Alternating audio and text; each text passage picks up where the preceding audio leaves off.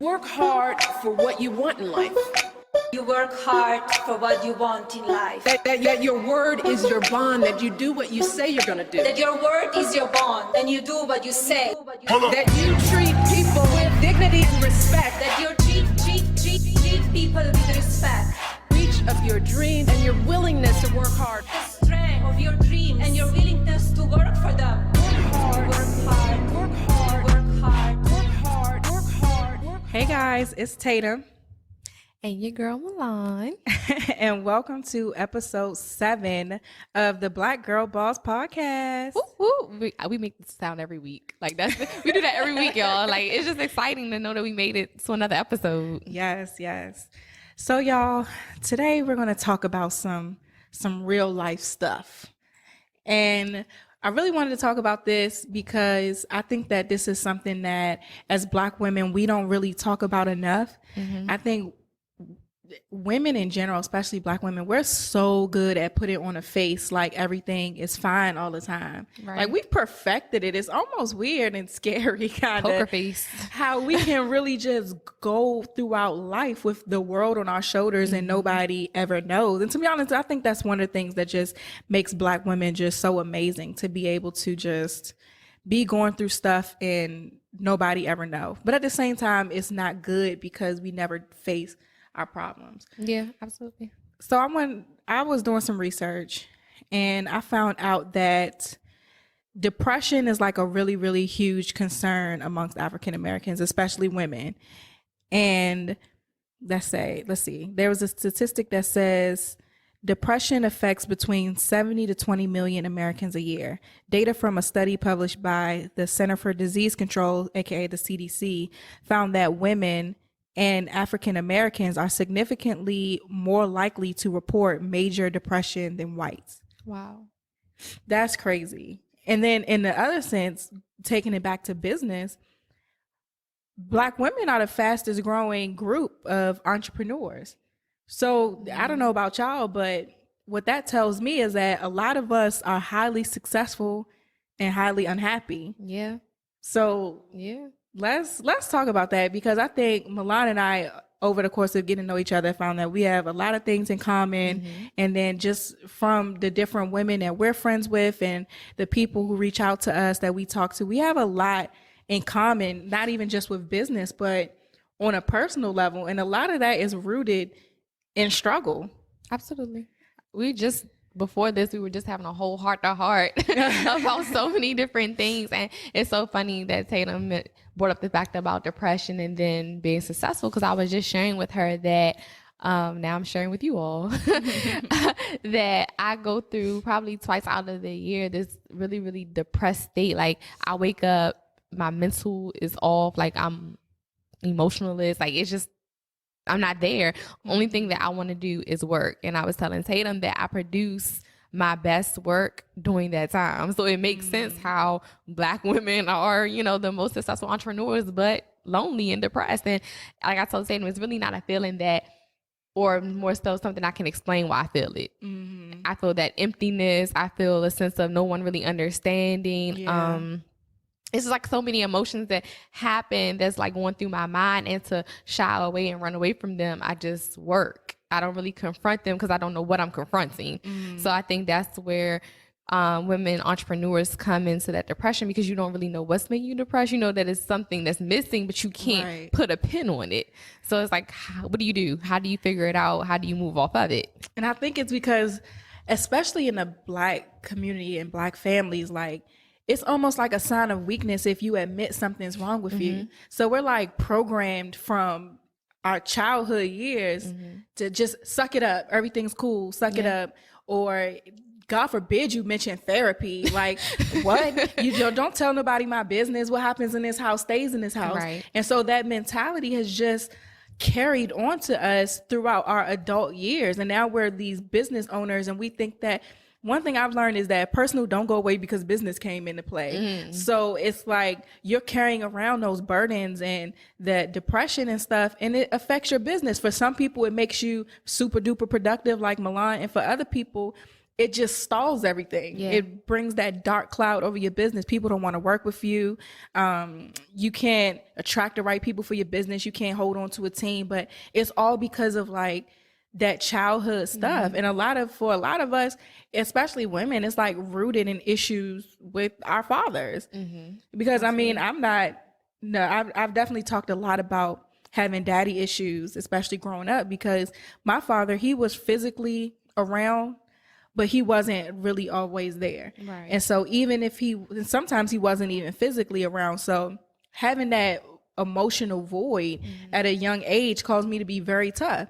And so even being in that toxic environment with just watching my mother trying to see strength in her and not seeing it, from low self-esteem to my father being abusive and watching him break her down, it was kind of like, I didn't know, I couldn't deal with my issues because I was too busy trying to protect her or watching her cry and trying to confront her. Like, I remember one time I was in high school, and this is something I share with the girls in my program all the time. I was in high school, and so my mother, this was one of the times we left and went back a bunch of times. So this was one of those times where she left. And so she was so tired of telling my aunt and my grandmother about basically how my father was treating her and how she was being abused and stuff like that. She didn't even want to run to them anymore. So she decided to leave, but we had nowhere to go. And so we were staying at a hotel in Waldorf, Charles County, Maryland, y'all, for y'all that don't know. We were staying at a hotel, and so she was like taking me back and forth to school, totally out the school district, taking me back and forth to school. And I had remembered watching her struggle so much that I had got a job. I was a waitress, 17 years old. Like, I would go from school full time, and I was on a dance team, to dance practice, to taking a shower at the locker room and going straight to work. And then not eating all day. Like, I would maybe ask everybody for $1. By lunchtime, I'll have $2, enough to buy lunch. You know what I mean? So cute. And so, and so then going to work. And so with where I worked at Bob Evans. And so we didn't get a free lunch, but we just kind of got like a discount off the food. Right. So I wouldn't eat lunch. I wouldn't take a break. I would just like eat all the bread or stuff like that. And then I would take whatever I could buy from my tips home for her to eat and like give her money and stuff. But she didn't know what I was doing. She just thought that I was just being nice, bringing home food. I knew she wasn't eating, you know, and I knew she didn't have money for gas to take me back and forth to school. So I kind of took on the responsibility myself to take care of myself so that she didn't have to. And so growing up and then going through all of that and trying to figure out what I wanted to do with my life and starting a business and stuff like that, I dealt with a lot of it prior to starting a business, but I've noticed that even now, or with people that I know, those habits kind of still are there. Like, you don't trust people to be on your team because you have trust issues. Absolutely. And the trust issues, it has nothing to do with them. It's because you didn't trust your father, or you didn't trust your mother to take care of you. You were forced to take care of yourself. So now you don't trust people to be on your team to help you with your business. You think everybody's out to get you because that's what you're used to. You know what I mean? I think that's crazy. I think this is something that people just do not talk about enough. Yeah. Tatum was sitting here talking, and I was getting teary-eyed. I was like, I had to keep blinking my eyes to make sure this tear didn't drop. But no, it's real. And you don't know what somebody else has been through to get where they're at. And when you hear it, it's kind of like, damn. You know, and then you look at them differently. Not saying like, oh, I look at Tatum like, oh, girl, you know, but I just admire her even more than I did before. And we actually didn't have that conversation prior to. So I wish we would have. So then maybe I wouldn't be sitting here about to cry like a baby. But no, seriously. And I say that to say that that's one reason why we have to support each other as Black women and not tear each other down, because somebody's been torn down before having their business. And as we just heard the statistics and heard Tatum and I both speak from a personal space, that those are emotions that you're not going to show. It's inside. So tearing each other down is not doing anything, because somebody's already torn, but they're grinding because that's what they know how to do to keep feeling good. It's like what is it? I can't think of it. Like an alcoholic. They drink to get away from their pain, but it's not helping. We work to get away from the things that we halted over the years instead of confronting them. So it's like, we're like alcoholics. We're workaholics. That's where it comes from. Workaholics. We're workaholics, so I just say that to say, you never know, and just take the time out to have that conversation with the Black girl boss, and just see. You don't have to be like, girl, what's your tea? What's your business? Yeah. But just talk to her, see how she's feeling. Leave a comment on somebody's page. Don't hate. That's what we always say. Don't be a hater. Leave it on their page. Oh, good job.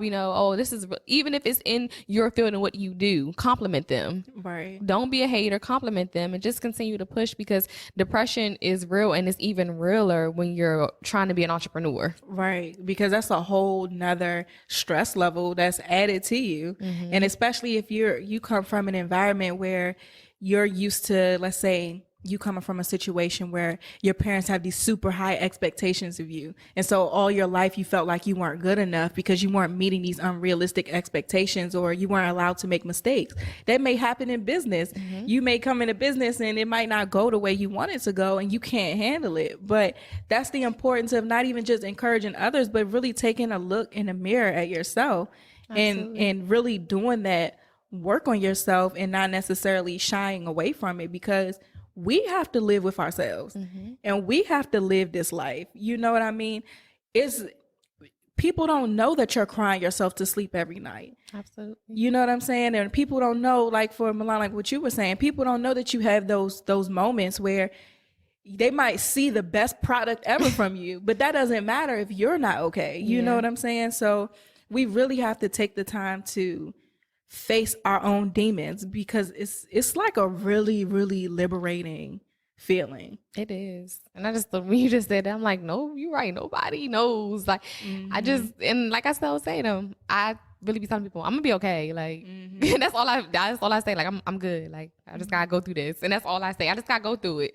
I gotta go through it. I'm gonna be good. And then probably like a week or two, maybe 3 weeks later, I'm like, hey, like nothing happened. And people be looking like, what? Like, you was just tweaked out and in a bubble of your own 3 weeks ago, and now you just back. But like I said, I don't know what it is, and I really, like I still say to them, I go through it twice a year, and mainly I noticed it close to the end, probably like the week almost up to New Year. The holidays. Yeah, it's like I go through that, and it's just, but then I think like over the years, my family during the holiday, we don't spend time together anymore. Like we don't have that relationship like we used to. We used to come, everybody come over the house, or you go to somebody's house. It's not like that anymore. They just, everybody stays in their own section. So I think that's probably a factor too around that time, since it is the holiday.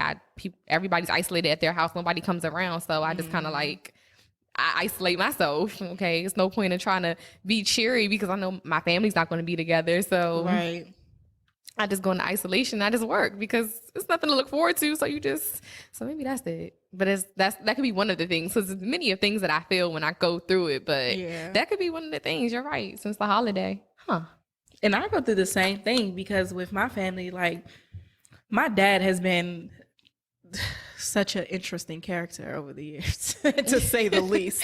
I feel you. Such an interesting character. My mom's family is like done with this nigga. They like, done with this nigga. There is no, we bring the families together. And I get sad around the holiday times too, because everybody's like, oh, such and such is coming in town, and her family, everybody going on matching onesies. And I'm like, don't get on Instagram and you see everybody playing the games the night before Christmas. I'm like, dog, bad. I'd be so mad. I'd be like, I'm happy for them, but it's just like, I want that. And I'm like, I'm just trying to figure out who house I'm going to first, because it ain't one house. Like, I'm gonna go, okay, my grandmother's cooking here. I'm about to go where she is to eat, and then I'll go to maybe my dad's side. See, my mom will come around my dad's side, but my dad coming around my mom's side, World War III. So it's like I just bounce around from different places. So, okay, I'll eat wherever my grandma cooks. I'll go to my dad's side of the family for drinks and laughs, because everybody is funny. But it's like you do want that family unit, and you want to be able to, like, as girls, we want to be able to call our dad and talk to him, or a hug. Like, you know what I'm saying? I called my father by his first name for the longest, because I couldn't even come to the terms with calling him dad. I feel like I was giving him too much that he didn't earn. Right. You know what I'm saying? And it was like, and even now, like as an adult, it's still a struggle to be able to, because it takes forgiveness is something that we all say, oh, you have to forgive and forget. Oh, I forgive. No, forgiveness is a beast. It is. To be able to like accept what somebody's done and forgive them and when you forgive, you have to move forward and not bring that up. And it's funny you say that, because I had a situation back in undergrad dealing with someone, no name dropping, dealing with someone, and we were fine, but it was just one reoccurring situation that kept happening. We argued about nothing but that situation. And it was different situations, but the situation was what we always, came back to. So after we split and stopped dating, it came like a year later. Like, we didn't talk for a whole year. I did not have nothing to say. We actually had the conversation, and he was like, okay, so now what's next for us? I'm like, there's nothing left. Once I forgive you, I've forgotten you. And I say that to, like, and not to say like, oh, you don't exist in life anymore, but once I forgive someone, I've forgotten the whole thing of us. Like, I don't think of us like that. It's nothing there. So it's like, I get what you're saying. Like, it's hard. It's a big step to forgive, because then you have to be willing to let go of all of it and never mention it again. Like, me and him are friends now, and if we talk about the situation, we laugh about it, but it's not, I can't believe you did that. You're not throwing it in their face. Right. And it kind of hurt him to hear that I say, no, I've forgotten it. Like, it's not there. And that's hurt somebody to know that she's forgiven me, but she's forgotten like any emotion that she had towards me. It's kind of like a dry spell. So that's how I am with the forgive and forget situation. It's a dry spell. It's like done. So it brings it up to the relating to what you said. So my friend, and I did clear this with her before discussing this on the show, with her dad, he's incarcerated. And they hadn't really had a relationship for all the years that he's been incarcerated. I think they really just started speaking a few years back. But she came to me just kind of asking, like, was she wrong, for feeling how she felt and like having an attitude. And she's an entrepreneur as well. She'll be really, really busy, and he'll call, and she won't be able to take his call. And then he'll call again, and she'll be able to answer it, and he kind of like has an attitude about it, and he's like, oh, well, I wanted to talk to my daughter, but I guess you're too busy for me. And she's like, well, you weren't too busy doing what you did to get incarcerated. You didn't think about me, and I was alive when you did what you did. So it's not like I wasn't born yet and it happened. I was here. You didn't think about me, So she's kind of heartless and emotionless to it, because it's like, you weren't there in the years that mattered. Now you want to press the issue, and I'm busy. So you think I'm supposed to drop everything that I'm doing to run to your call and to tend to, because you want to talk to your daughter, Right. And so I was just telling her, like, that's the space that you have to work at and build. And Tatum, like I said, Tatum, I had this conversation before we got on the show, and she was just saying, like, just advising to suggest to her if the conversation comes up again, like, that's the relationship that you have to build. It's not, don't force it. You can't push it. But like, Tatum doesn't even know this girl, but that connection is there. So she was able to advise her better than I could. But yeah, so I think that was interesting to hear. And I can definitely understand how it can affect her in a sense, because it's like, it's an irritating feeling. Right. Like, okay. And she see that he's calling, and she probably does want to answer, but she's working, and it's not a pressing issue to answer. She's like, okay, yeah, I want to answer because you just calling me, but it's not like, hold on, my dad's calling, let me stop everything, because she didn't have that. Yeah. And I think that really affects business. And I think that's why a lot of women are successful, like we said, and unhappy, because they got all the money, they have all the stuff, but not really the peace. And I think that's the biggest lesson for what we're talking about today, is you got to chase your peace, because if you don't have that, nothing will make you happy. And then you'll be that much greater for the people that you serve in your business if you have peace within yourself. Absolutely. You know what I'm saying? Because peace brings clarity. And so, like, even talking about your friend, like, recently, like, sometimes when I go through stuff, I'll just talk and record myself, and I'll listen back to it, and I might put it out if it works. So I had recorded myself recently, and I listened to it last week and was like crying. And so my father's going through a legal situation right now. And so in dealing with that situation, it kind of brought back up old wounds. Because to kind of circle back, with all the stuff that I went through in my childhood and my teenage years and stuff with him and my mom, the abuse, the going back and forth, the him not being there, the infidelity, like all of that stuff that I've seen, it was really, really hard for me to forgive him. And so what I realized when I had got to college, got into my first little relationship, was so in love. I was dead centered on ain't nobody going, like, I'm looking for the opposite of what my father is. Ain't nobody going to treat me how my father treated my mother. And you end up in the exact same damn situation with somebody that's hurting you and disrespecting you, because you subconsciously are attracting that because you haven't dealt with the emotions that were there. So I decided, I call them real nigga conversations. That's what I call conversations that are hard, because it's like, it requires you to kind of like boss up a little bit and be able to communicate how you feel. And so I had a conversation with my father. I asked him to take me back to school one day, and I was talking to him, and I'm like, look, because of I'm seeing the decisions that I'm making as a reflection of you and my mother's situation. So I'm dealing with somebody who's just doing me dirty, and I say I'm not going to accept it, but I'm still there and allowing myself to put up with it because I've seen her put up with you. You know what I mean? Like, I had to tell him, like, my sister and I are like 11 months apart. That doesn't make sense. You think we was gonna learn how to count soon, bro? Like, you know what I'm saying? Y'all was gonna put 2 and 2 together one day. We was gonna put 2 and 2 together and figure out that don't make sense. We got 2 different moms and we less than a year apart. What's going on? What's T? Exactly. What's T, bro? And obviously it's because he was doing what he was doing. So, and thank God my sister is like my best friend, and we've never let that affect anything with our relationship. But in talking to him, it was like, these decisions that I'm making with people and the decisions that I'm making in school, I'm second guessing myself with everything. I'm not going after opportunities I should. I'm dealing with this man, this boy that's not treating me right. And it's all right. It's all because of this situation. I thank God that I was wise enough at 19 years old to realize that. So, in this conversation, I was like, this gonna go one or two ways. And I was like, I don't even think I'm emotionally able to handle if he tries a lot. You know what I'm saying? But I'm like, I have to try. I have to say I tried. So I had the conversation with him, and I appreciated the fact that he was just like, you know what? I did some terrible things. Like, you know what I'm saying? I wasn't who I should have been.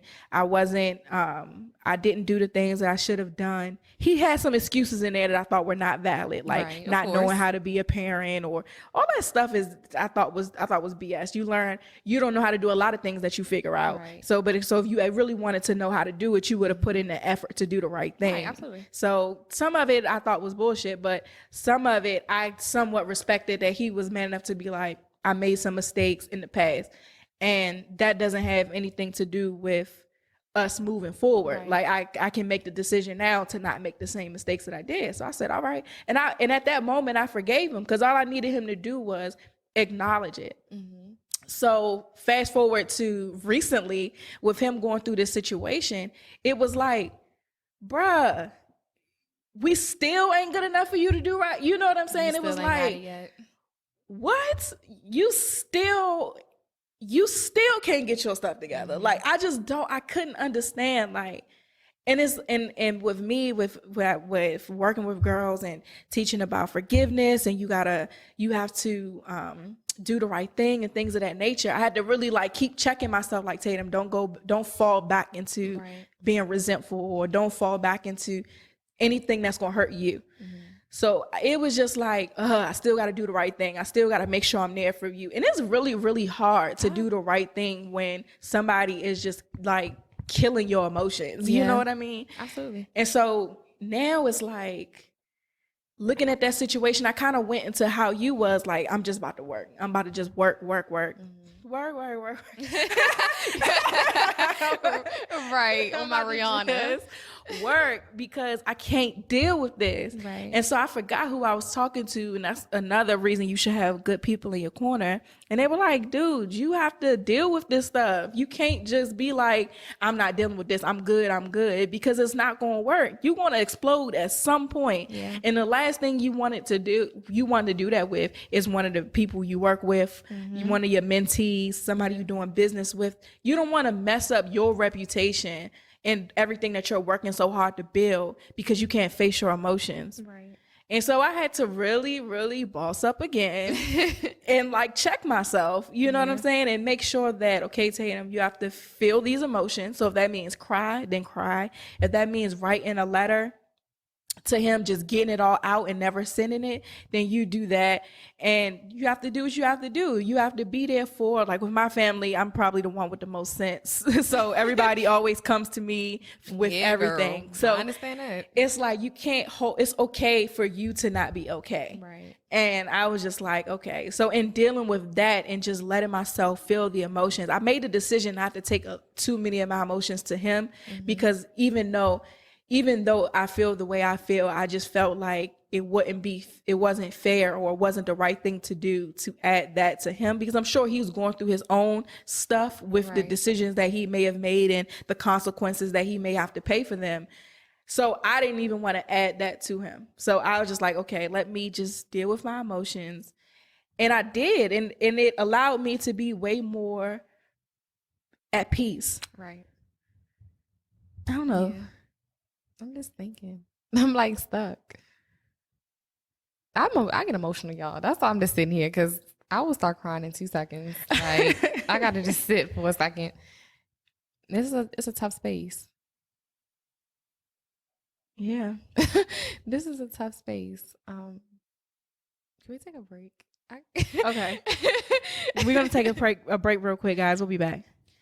Okay, and we're back. So this is a real episode, guys. Yeah, I had to take a break, y'all. I had to step away. This one is real, but it's okay, because that's why we're here, to be transparent and to talk about real issues that involve Black women and Black women in business. So a lot of people listening to this, we may be able to be productive in our depressed states, you know, and depression is something that is so relevant in the Black community, and it's something that we don't really talk about or deal with enough. And so I know that in some of my darkest moments, like depression was kind of like a dark cloud that would just never go away. And to be honest, it's by the grace of God that I'm able to deal with things so healthily now, but it wasn't always like that.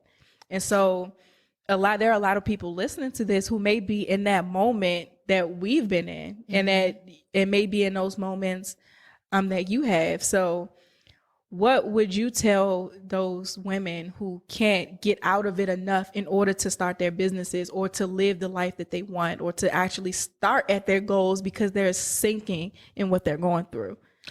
Talk to somebody. I'm not saying you gotta go to a therapist. You should. You should. I'm not saying that you have to, but if you have somebody that you can confide in, that will understand and help push you through, versus someone that you feel like you can't talk to because they've asked, and it may not have been the time that you want to talk about it, and then they tell you, oh, I'm tired of asking you. That's not the person you want to talk to. You want to talk to those people who will say, okay, well, whenever you're ready, I'm here to talk. Those are the people that genuinely care. They know that you're going through something and you just need that time but talk to somebody, because that's my issue. I just shut it out. Like, I don't want to talk. I don't want to, that's it. I just work through it. And that's it. Then I'll probably discuss it later, to my, close friends or people that know that's. But then it's just you telling them. It's not you confiding in them. Exactly. And they can't really do anything to help me work through it. It's like, well, you didn't kind of did it now, but when it comes in and at that moment, you should just go talk to somebody. Don't shut anybody out, because then you end up pushing people away too, because they may not understand. I mean, if they don't understand and they just want to roll out, that's on them. Right. But see, that may not be the right thing, but that's the Milan thing. So Milan is telling you not to be Milan and talk to somebody. So that's the biggest piece that I can give, is just go talk, y'all. Yeah, and I would say embrace the emotion. Don't put on the mask that we're used to doing. Yes. Embrace the emotion. And something that really worked for me was writing stuff down. I've written a many of letters to people that I never sent. It might have been hateful as I don't know what, because that's how I felt. Stupid bitch. Right. That's what it may have been, because that's how I felt. Or it may have been something super emotional, or it may have been them me pleading with them. Like, it could have been anything, but the fact is I was able to get it out. Mm-hmm. And another thing that I did a lot was pray.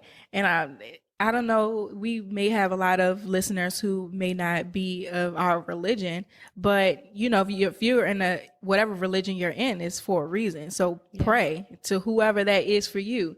You know what I mean? And prayer with faith without works is definitely dead.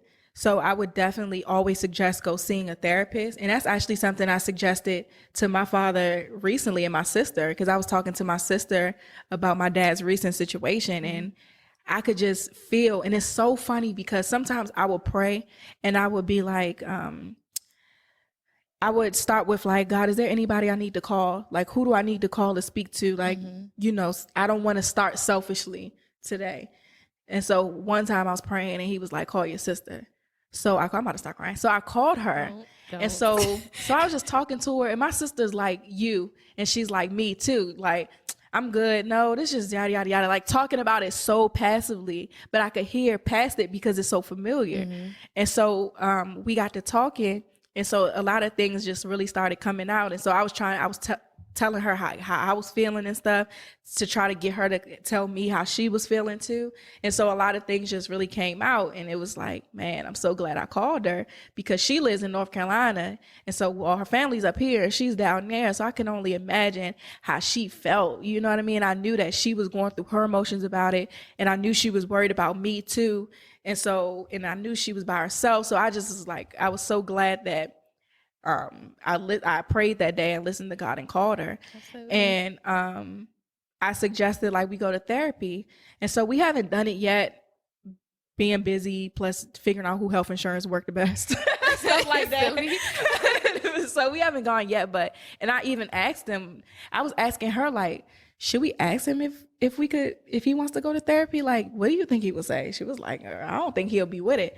I was like, I don't think so either, but I'm gonna ask anyway. So he was like, I'm open to it. So I was like, oh wow, this nigga gonna go to therapy with us? Mm-hmm. So just therapy is something that when I do go, and I even told my family, I said, I think I'm just gonna go to therapy. And I haven't gone yet because I'm still trying to find one therapist that my health insurance covers. So that's something that I'm going to do.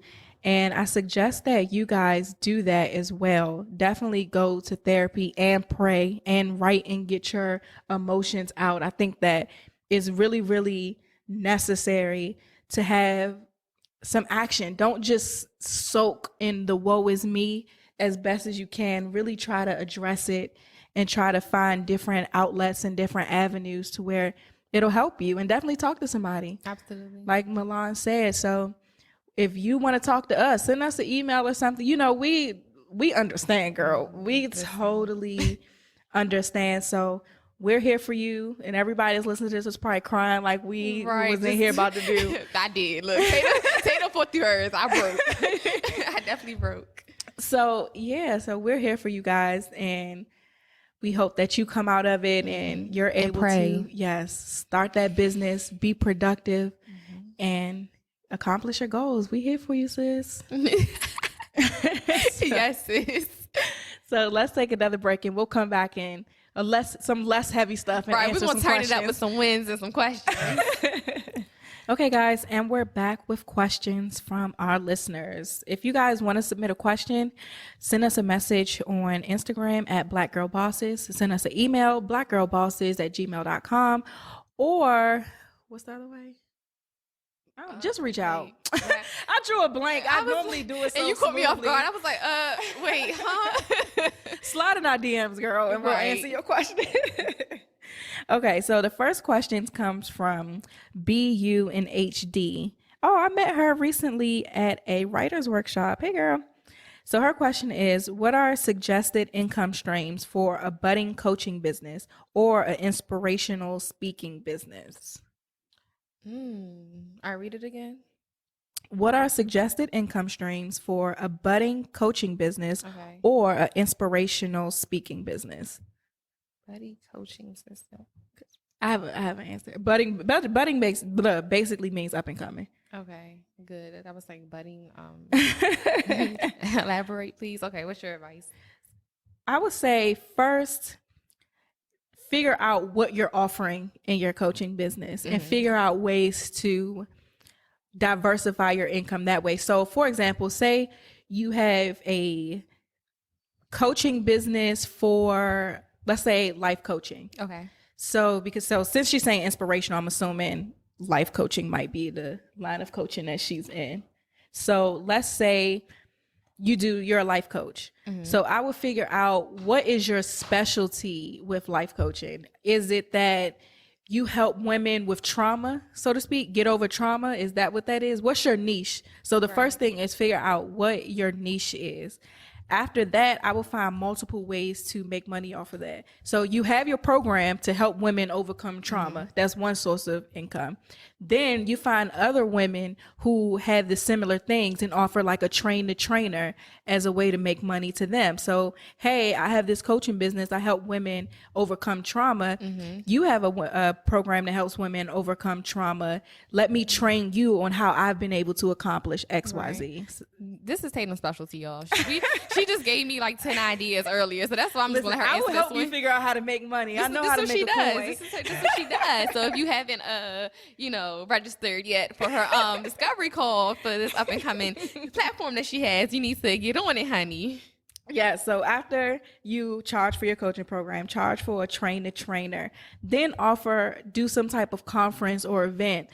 The Women Overcoming Trauma event. I don't know, find a cuter name than that. But, have an event based around that, and then travel to different areas putting on that event. That's 3 ways right there that you're going to make money. And that is all that she will give. After that, we have to charge you $100 per idea. See, the beauty of me giving you all the ideas is you need my help to implement them. Right.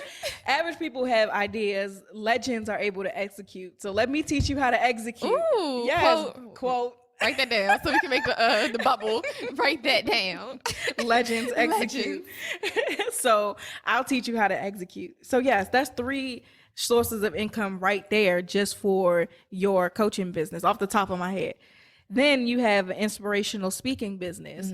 So that's a source of income right there. So travel around speaking. And then she was in a writer's workshop with me, so I'm sure she's going to write a book. Okay. So write a book on that. Write a series of books if you can. You know what I'm saying? Create a platform for other inspirational people to come, and then charge advertisers or brands to advertise on your platform that you grew. That's all about inspiration. Absolutely. So there's definitely ways that you can create multiple revenue streams. Get that coin, sis. Yes, exactly. So if you need help, my new program that's launching in the spring is definitely will be beneficial for you. It could definitely help you with that.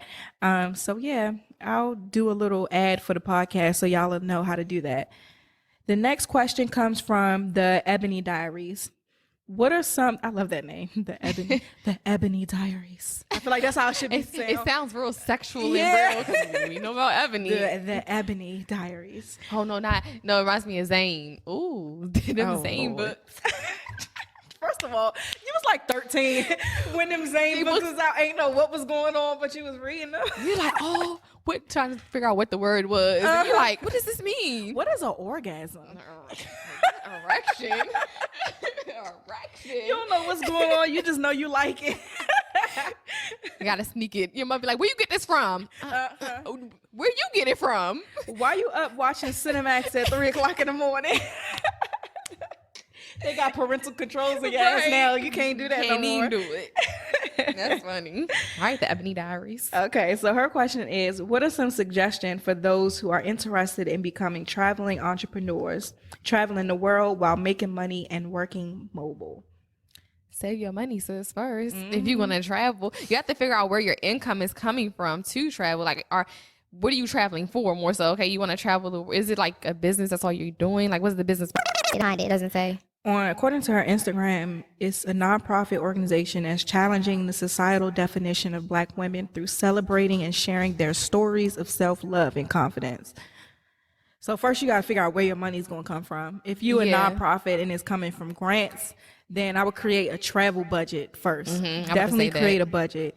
Then you need to find some people who will donate to the organization. And this might be a little hard because me just being a naturally skeptical person sometimes, I might be like, well, am I just donating money for you to travel the world? Right. Like, you know what I'm saying? Yeah, what are you traveling for? What's the... Right. Yeah. So I would do a lot of research and do a lot locally on your own first. And then start soliciting those donations. And so, yeah, create that budget. That includes traveling. That includes your laptop. That includes having internet access wherever you go. That includes... being like, what location are you going to be meeting with these people at? Like, definitely create a clear budget. And if you have those clients pay for your travel, because as a publicist, that's what we do in our con. Most of us do. And if you don't, you should. Right. Because I mean, you're paying. It's like, as a publicist, okay, yes, your client is paying you, but let's say you have to travel somewhere and the plane ticket is $500 and their monthly payment is $500. Yeah, that's the payment right there. So no, that should be a separate thing. So yeah, have them pay for your travel too. Yep, but then she has to create something where they would feel like they should pay her. Yeah, I'm saying she has clients, like whatever that is, and she gains a clientele for whatever that may be. If it's a nonprofit, she's probably just promoting.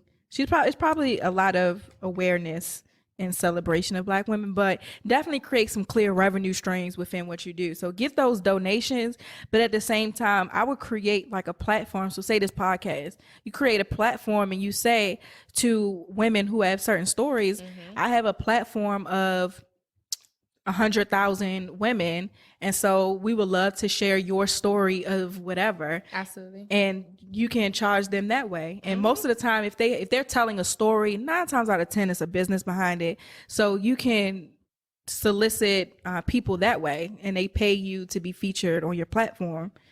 But you definitely have a lot of groundwork to do to have people want to pay you. Yeah, I agree. That's honestly the best that we can probably give, only because we don't have really a clear. I wish she would have went more into detail about what she does. So when you hear this, comment again, and give us more, and then we can give more next episode. Yeah. Yep. So that's it for the questions today, guys. Let's take a quick break, and then we'll be back with the wins of the week. Okay, let me get on this. We gonna hope Milan gets this daggone soundbite together. Wait a minute. Because y'all getting a kick out of this. They were commenting like, did Milan get it together this time? Nope. So. All right, because listen. You ain't even get it together. My volume was down. Wait. Oh my God. Okay, now I just can't let my phone go black. All right. We back. And we're back with the wins of the week. If you guys want to submit your wins, send us a DM, comment on our Instagram at Black Girl Bosses, send us an email, blackgirlbosses@gmail.com, or send us a message through our website at www.blackgirlbosses.com. Whoop, whoop. Smooth transition. You did that. You need to do them damn sound bites, okay? Okay. So at fitness_with Kai, I received my master's degree in the mail. Yes. At Hey Miss Clark says, I launched my blog and stopped waiting on the quote unquote perfect time to do so. First thing off my goal list. And she did a shameless plug. Her blog is Hey Miss Clark, 2SMISS. I ain't mad at .wordpress.com. Buy the domain, girl, so it could just be heymissclark.com. I ain't mad at you. But congratulations. Girl. So next we have North Beauty Studio. I got 3 new clients booked in next week. A little delay. Okay, we there. The Ebony Diaries. Got my tax refund. She could travel with that. She said, not only that, I decided to let go of my doubts and begin the process of planning my first brunch. Yes. We hope we get an invitation. Hello, we love brunches. Yes. Next we have at Greta Love. Sorry if I said that wrong. Went to Florida for a presentation last week and killed it. Regional director emailed my boss a pic of me presenting, telling her I did an awesome job. Hopefully they send me away to present more. And a little tip, girl, take that email, create like a little kudos folder in your inbox. He's so cute. Drag that right over there. So anytime you want something at work, anytime somebody says good job, drag it right over there. So whenever you want something and the next time you want to get sent somewhere, that's your proof right there. You gave me kudos on this thing for this. Send me. Like I had such a great time in Florida doing this presentation and such said XYZ and I had learned XYZ. I would love the opportunity. Girl, make your case. Hello. Get your coins, sis. So what's your wins, Milan? So I mentioned last week I didn't want to speak it up because I wasn't too sure about it, but the creative director and founder of Rose Fashion Show, they just had Rose Fashion Show 5. He is a DMV native. We spoke after the show. I was so nervous and my best friend literally grabbed me by the hand and said, no, you're going to talk to him. So she started pulling me, and in the midst of her pulling me, I picked up my own little strut and walked over there. And don't laugh, y'all.